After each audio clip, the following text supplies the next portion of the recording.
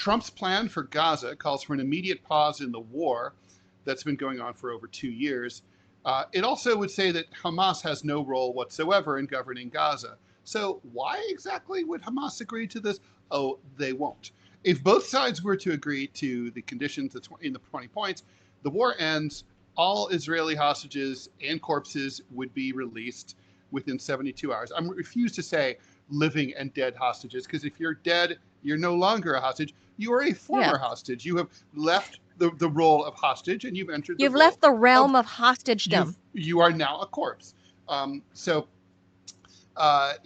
exchange, Israel would release 250 Palestinians who are serving life sentences, along with 1,700 hostages that Israel is holding, that they took since October 7th. Let's call a hostage a hostage. These are, by the way, living hostages. The Israelis are also holding some corpses, too, hilariously, that they would return. Oh. The plan does not call for Israeli withdrawal. Instead, they'd pull back to a mutually agreed line inside Gaza, creating space for the release. Then all military actions would be suspended. Battle positions would remain where they are. So basically, here's kind of some of the main points. First of all, this is mainly a real estate plan for redevelopment in which Trump and his people would get to redevelop Gaza into a resort. It's just very much like the way that AI video sort of depicted, with his name on hotels and giant gold statue of him and all that sort of thing. Anyway, so Hamas would surrender. They have to give up their weapons. Anybody who wanted to leave Gaza would supposedly be allowed to leave Gaza and come back if they wanted, although Israel has never upheld such agreements in the past. So I think it's unlikely that the Palestinians would agree that.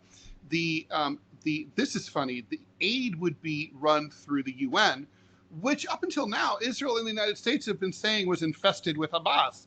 Remember UNRWA? It's like, oh, but I guess maybe they are not infested by. Maybe that's all a lie.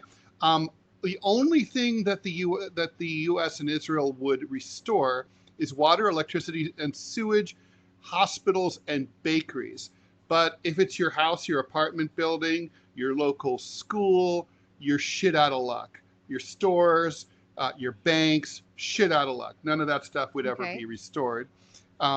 There would be a committee called the Board of Peace, which would be run by, guess who?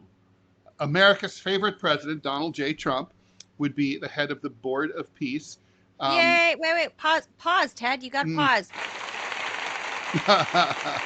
Indeed.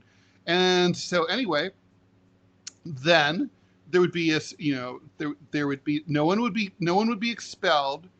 The Israelis would not annex it. However, they make no promises whatsoever not to annex the West Bank, even more than they already have. Basically, it's a take it or leave it proposal. The Palestinians had no input whatsoever, were not consulted in any way, shape, or form.